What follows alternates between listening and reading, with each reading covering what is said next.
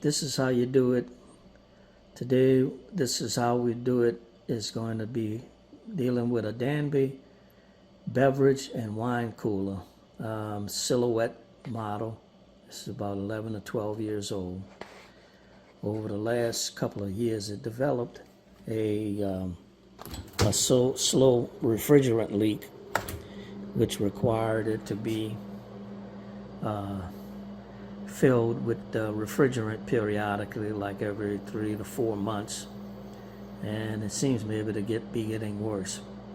So I'm going to try something new today. I'm going to pull a complete vacuum on it and do a full recharge using a R134 refrigerant, which it takes, with a stop leak in it. As you can see on the beverage side, it should be running around 38 to 40 degrees. It's at 57. On the wine side, I normally keep it about 60 to 65 degrees. Right now it's 63. So beverage side, absolutely not doing the job. So we're going to pull it out of the cabinet and proceed to try this repair on it. Okay, now we have the unit out of the cabinet, and you can see last time I dealt with it was on September of 23, where I put 1.3 ounces in it, and that was just kind of a guess. Looking at it, this is the bottom unit where the small piercing valve is what we installed. This allows us to add refrigerant to the unit periodically. That's where we'll hook up our vacuum pump, pull a vacuum on it, and then recharge it with, it calls for 2.85 ounces, which is on the nameplate. 2.85 is the amount. That's the model number and circuit diagram and so on. Okay, we'll go ahead and make this hook up, and we'll be back.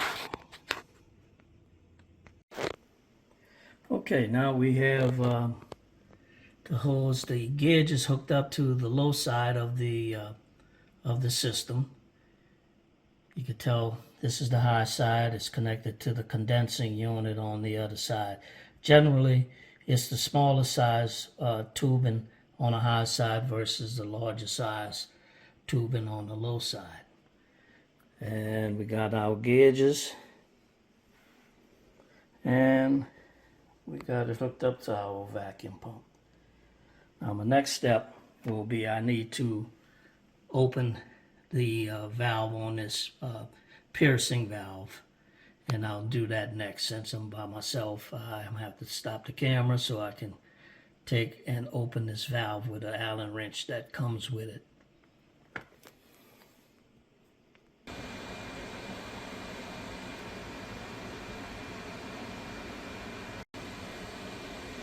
Okay, now we're back and we're about to start the process of evacuating the system. You can see that it has pressure on it. We opened the piercing valve and it's got some pressure in it.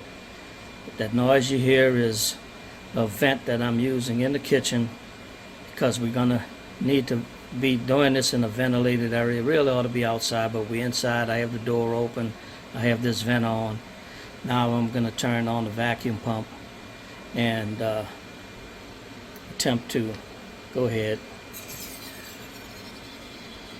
and start bleeding this off.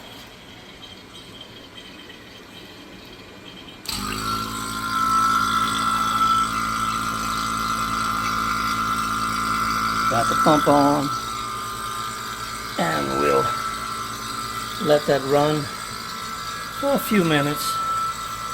You can see now it's down on the negative side in the vacuum area, and I'll let it run for a couple of minutes.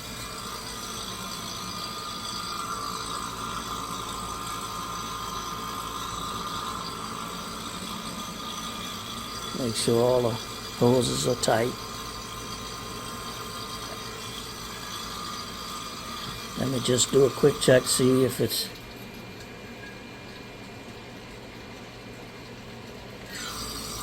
Yeah, it's going to take a while to pull that out of there because that piercing valve is kind of a small orifice.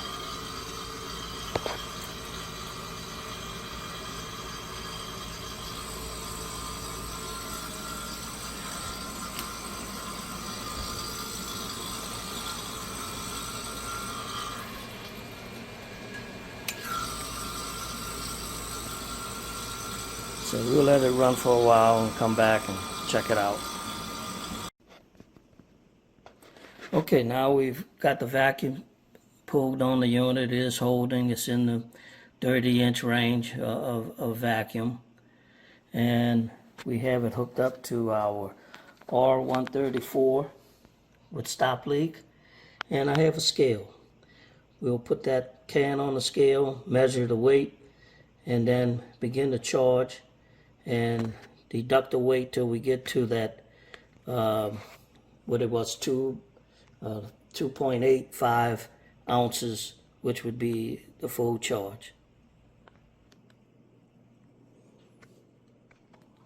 Okay, now we have, the unit was at, well, it went off, but what I measured is 1 pound, 2.9 ounces, which is 18.9 ounces. We're going to take 2.85 ounces away. We should get to a reading of about 16.05 ounces for a full charge of the refrigerated unit. Okay. First thing also is I got the can open. I've taken and bled this off, get the air out. Important to do that. Next thing we'll do is begin the charging process. Okay, we have started the unit up, and right now we drew about let's see, we at 13 1 pound 1.1 ounces. We'll get to close to zero there. Here we go, 0.09. We'll get close to 1.00, and that should give us a full charge. So we still have a little ways to go. But when we get to 1.00, we should be pretty close. Unit is running. We're applying the refrigerant.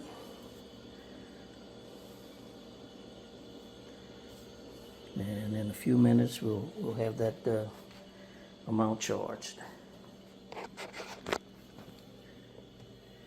We at 03.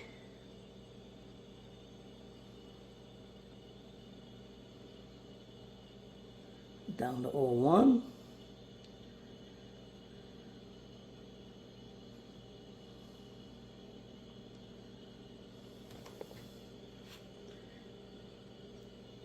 We're at 00.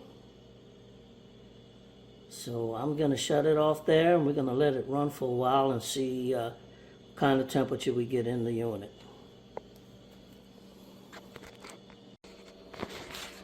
Okay, we're back, and everything seems to be operating smoothly.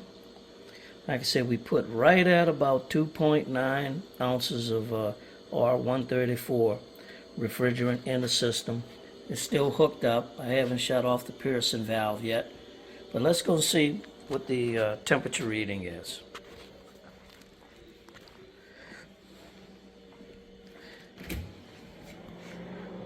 .37. I have it set for 39, so it's doing its job on the beverage side. And on the wine side, it's at 68. The bottom number is kind of burned out on that register, but that's 68 degrees. I think I may have it set at 65, so it's a little warmer yet. So it seems to be operating functionally. We'll see how long this lasts. Hope this helps you guys that might have a similar situation, and if so, I'm glad I was able to help. Thanks for watching. Again, this is how you do it.